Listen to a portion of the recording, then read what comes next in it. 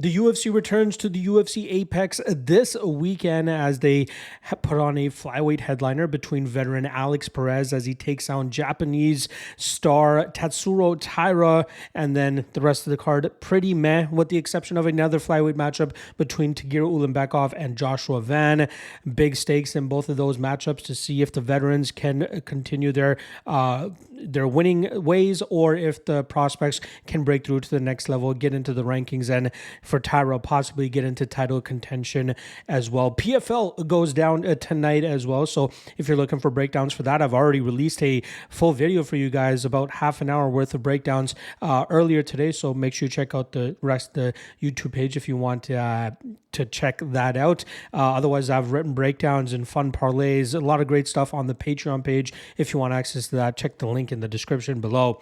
All right, I don't want to dilly-dally too much here. We're going to get right into the breakdowns. Again, this is the quick picks format of the UFC Vegas 93 card. If you're looking for the full breakdown, where I go much more in depth for every single matchup, I drop those usually on Mondays of fight week. I was a little bit delayed this week, but if you want to hop into that and see more reasons as to why I'm picking the fighters that I'm about to explain to you guys right now, check out the link in the description below for the MMA Lawcast, or if you're watching this on YouTube, click that link on the top and you guys can get access to that as well. Otherwise, I'm going to get right to the point for every single matchup here so I don't waste too much time and do this in a timely fashion. All right, let's get right into it. First fight of the night, we got Malkazal Costa going up against Hiestand Nuerdanbieke. Interesting matchup here between two guys who just recently got knocked out by Steve Garcia pretty badly, but Malkazal Costa, I think his movement and his jiu-jitsu will keep him out of too much trouble from Nuerdanbieke as long as Costa can stay conscious early here. I expect his jiu-jitsu and his movement to outlast Hiestand and cause Hiestand to slow down, eventually allowing Costa to take control of this fight and potentially even find a submission. Next up, Josephine Knutsson going up against Julia Polastri. Both of these are Contender Series alum. Polastri actually got a contract on there, whereas Knutsson was passed up, but eventually given a short notice bout back in September. I believe her aggressiveness will be the difference maker here, and her physicality, which should allow her to dictate the pace of this matchup, putting Polastri in bad positions, grinding her out, and picking up a decision victory. Next up, we got Saragih going up against Weston Wilson, a matchup of probably two of the top or bottom five guys in the UFC in terms of talent level all around. Saragih has a bunch of knockout power. Weston Wilson is a very poor man's version of Wonderboy Thompson. He can be dangerous with the potential submission here, as that seems to be Saragih's weakness, is the ground game, but I do think that Saragih will eventually find the chin of Wilson and put him out. The odds that he's currently at, not worth it though. Next up, Carly Judice going up against Gabriela Fernandes in a matchup between two strikers. Judice more so on the kickboxing side of things, Fernandes more so on the boxing side. Although she can mix in her kicks, I do think the power, explosiveness, and physicality of Fernandes will end up being the difference maker in this matchup. Both of these fighters have some holes in their grappling game, although I do believe Judice is a little bit more well-rounded. I still think that this fight will take place in the striking realm, and Fernandes will do a good enough job in terms of landing more damage to get the victory here.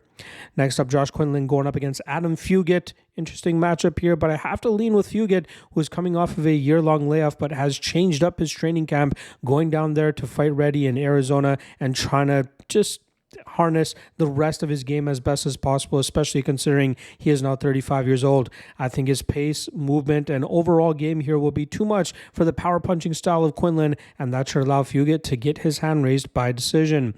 Next up, Jimmy Flick going up against Nate Maness. Pretty black and white here. Flick needs to get this fight into the grappling realm, whereas Maness, if he's able to keep it upright, he should be able to find the knockout over Jimmy Flick. But Flick is very squirmy and weird when he's able to get a hold of his opponents, whether it's in the clinch or jumping on their back, and that leaves me a little bit too hesitant in terms of taking the chalk on Maness here. I will still predict Maness to win this fight by knockout, but a small sprinkle on Flick by submission is not a bad way to go about it. Again, official prediction, Nate Maness. Next up, Taira Ulanbekov going up against Joshua Van. Fun fight here between two high-level flyweights, but unfortunately for Joshua Van, I think that this might be too much for him at this point in time. The only fight that Joshua Van has lost was his third professional fight, where he ended up getting grinded out by a much better grappler and eventually submitted in the second round. And Taira Ulanbekov will clearly be the best grappler that he's faced to this point. I think we'll see Ulanbekov wear on Van and eventually open up a submission opportunity for himself, probably in the second or third round. Next up, Brady Hiestand going up against Garrett Armfield. Fun fight here between two guys that are kind of similar fighters, although Hiestand is a little bit more reliant on his grappling. I think Armfield will showcase solid defensive grappling here and assert his striking advantage, utilizing his 1-2s down the pipe, walking Hiestand down, landing more damage, and eventually picking up the victory by decision. Next up, Asu Almabaev going up against Jose Johnson. Almabaev looking to add the third straight win in the UFC to his record here. He'll be welcoming Jose Johnson down to the flyweight division. Unfortunately for Johnson, this is a bad stylistic matchup for him to make his debut at 125 pounds. I think we'll see Almabaev successful in terms of dragging this fight to the ground, although he needs to be wary of the knees up the middle from Johnson, as well as the long limbs once they do end up on the mat. But I think we'll see Almabaev grind this fight out, being too much from that top position for Johnson, and winning this fight on the scorecards. Next up, we got Douglas Silva, Andrade going up against Miles Johns. Fun fight here between two guys that can definitely pack a punch, but I do think that we're seeing an evolution and maturity in Miles Johns' game, which will allow him to execute a game plan here to wear on the gas tank of Andrade. If he's able to slow Andrade down early here and evade that big power and finishing threat that he provides, Johns should be able to grind this fight out, utilizing a combination of clinching, takedowns, footwork, and output to really touch up Andrade and win this fight on the scorecards. Next up, Timothy Cuamba going up against Lucas Almeida. Fun fight here between two guys that do like to strike, although Cuamba does have a wrestling background that he could implement. I do think that the movement that we'll see from Cuamba from distance, especially moving laterally here, will frustrate Almeida a lot, especially with his inability to exchange in the pocket, and that will open up takedown opportunities for Cuamba, as well as ability to land damage from distance. The line a little bit too wide here for somebody who's taking a solid step up in competition against Almeida, but I do think that Cuamba has more potential, and his better body of work should be able to get the judges in his favor. Next up, we got Ikram Aliskerov going up against Antonio Trocoli. Aliskerov is on a very solid winning streak right now, 7 in a row, as last time out he put out Warley Alves, and I'm expecting him to put on that pressure here against Trocoli. It may not be as easy as the minus 1400 indicates, and I think that this could potentially go over that 1.5 round mark, but I think that we'll see Aliskerov grind on Trocoli, wear him out, and then eventually finish him in the second or third round. Main event time between veteran Alex Perez going up against Tatsuro Taira here. Very fun matchup, especially considering the recent form that we've seen from Alex Perez, most recently knocking out Matthias Nicolau in a main event slot at the ending of April.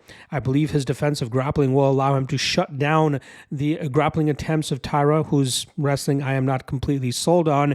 And then in the striking game, as long as Taira does not have some godlike power in his hands ever since knocking out Carlos Fernandes in his last matchup, Perez should be able to dictate the pace in the striking realm, utilize his calf kicking game to slow down Taira, and then open up his hands after that. And I think we see Perez actually finish Taira in the third or fourth round. There you guys go. Quick picks for UFC Vegas 93. Reminder, PFL going down tonight as well. I've already dropped breakdowns for that. And then I have 2 more videos dropping tomorrow for UFC Vegas 93. The free parlay video as well as the 3 best prop bets. I'll see you guys tomorrow. Peace.